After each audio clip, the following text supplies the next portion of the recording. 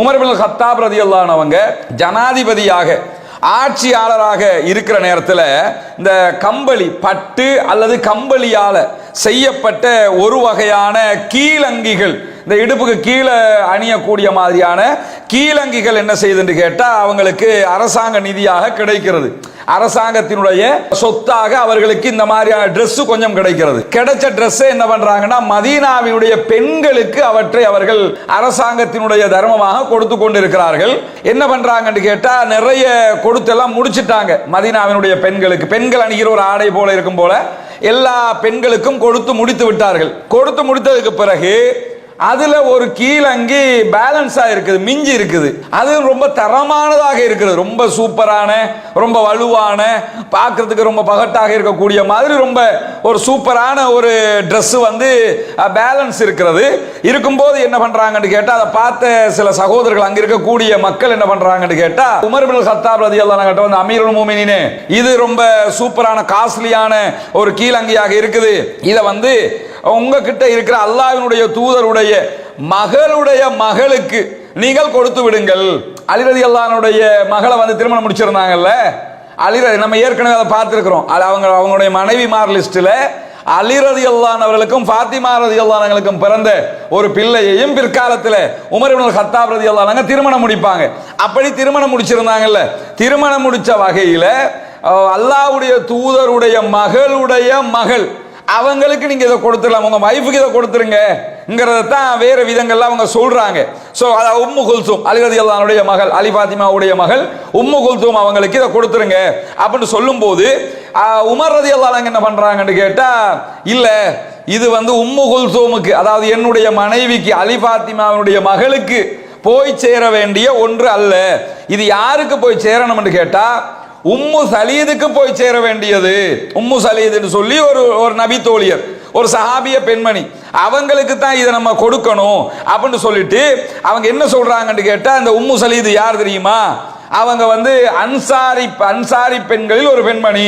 நபிகள் நாயகம் ஸல்லல்லாஹு அலைஹி வஸல்லம் அவங்கள்ட்ட வந்து இஸ்லாத்தை ஏற்றுக்கொண்ட ஒரு அன்சாரி பெண்மணி, அவங்களுக்கு தான் நம்ம இதை கொடுக்கணும்.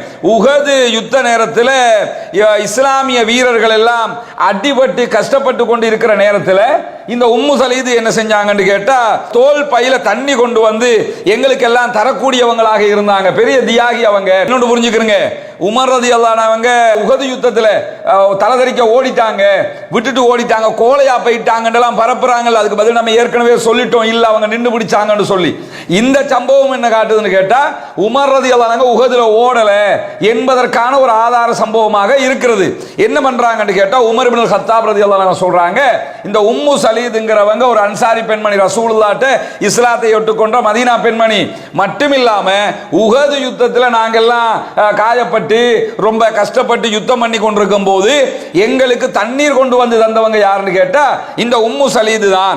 அதனால இந்த புடவை, இந்த Dress வந்து என்னுடைய மனைவிக்கு தகுதியானது அல்ல, ரொம்ப காஸ்ட்லியா இருக்குது, ரொம்ப பெருமதியா இருக்குது. அது யாருக்கு தகுதியானதுன்னு சொன்னா அந்த தியாகிக்கு தகுதியானது என்று சொல்லுகிறார்கள். சஹீஹுல் புகாரில 2881வது ஹதீஸாக இந்த செய்தி பதிவு செய்யப்பட்டிருக்கிறது. இந்த செய்தி நமக்கு உணர்த்துகிற இன்னொரு பாடம் என்ன?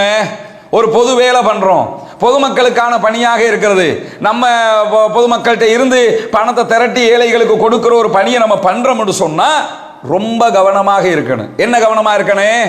நம்ம குடும்பத்துக்கு இது உகந்ததல்ல, நம்ம சுருட்டிக்கிட்டு போயிடக்கூடாது, நம்ம குடும்பத்தில் யாரும் எடுத்துக்கிட்டு போயிடக்கூடாது, வேறு யாருக்கு நமக்கு தெரிஞ்சவர், ஏற்கனவே சொல்லியிருக்கோம்ல, தெரிஞ்சவர், வேண்டப்பட்டவர், இப்படி கொடுப்பதற்கு முன்பதாக யாரு தகுதியானவர்கள், தகுதி தான் முக்கியம், தெரிஞ்சவருங்கிறதெல்லாம் முக்கியம். அதனாலதான் அதீப்னு ஹாத்திம் அவங்க வந்து கேட்கும் போது கூட உங்களுக்கு தகுதி கிடையாதுங்க, உங்கள்கிட்ட பணம் இருக்குது, நான் தரமாட்டேன்ட்டாங்க. அந்த மாதிரி நம்ம வந்து ஏழைகளுக்கான பணி செய்யும் போது, கஷ்டப்பட்டவர்களுக்கான பணி செய்யும் போது என்ன பார்க்கணும்னு கேட்டா எனக்கு தெரிஞ்சவர் இருக்கிறாரு, அவருக்கு கொடுக்கிறதா இல்லையாங்கிறதல்ல தீர்மானம். என்ன தீர்மானம் பண்ணணும்? தகுதியானவர்களுக்கு கொடுப்பதா இல்லையா, யாரு தகுதி. உமர் ரலியல்லாஹு அன்ஹு என்ன பார்க்கறாங்கன்னா அலி ஃபாத்திமாவினுடைய மகள் என்னுடைய மனைவிக்கு கொடுங்கன்னு எல்லாரும் சொல்றாங்க. எடுத்திருந்தாலும் தப்பில்லை, அவர் எடுத்திருந்தாருன்னு வைங்களேன், யாராவது குறை சொல்லுவாங்களா? அவங்களும் அந்த மாதிரி நிலைமையில உள்ளவர் தானே, கடன் வாங்கி தானே வாழ்க்கையை ஓட்டிக்கிட்டு இருந்தாரு. அப்படி இருந்த ஒரு தளபதி தானே அவர் எடுத்திருந்தா கூட மார்க்கத்தில் குற்றமாகவும் இருந்திருக்கிறாரு, யாரும் குற்றம் சொல்லியிருக்கவும் மாட்டாங்க. அப்படி இருந்தும் அவர் என்ன பார்க்கிறாருன்னு கேட்டா, ரொம்ப தரமான ஒரு Dress, இது என் மனைவிக்கு பொருத்தமானதல்ல, என் குடும்பத்துக்கு பொருத்தமானதல்ல, இது போய் சேர வேண்டிய ஒரு தியாகி இருக்கிறாங்க, ரசூலுல்லாஹ்வுடைய காலத்திலிருந்து இந்த மார்க்கத்துக்காக உழைச்சவங்க அப்படின்னு சொல்லி அவங்களுக்கு கொடுத்துருங்கன்னு சொன்னாங்கல்ல, இதை கவனத்தில் வச்சுக்கிறேன்.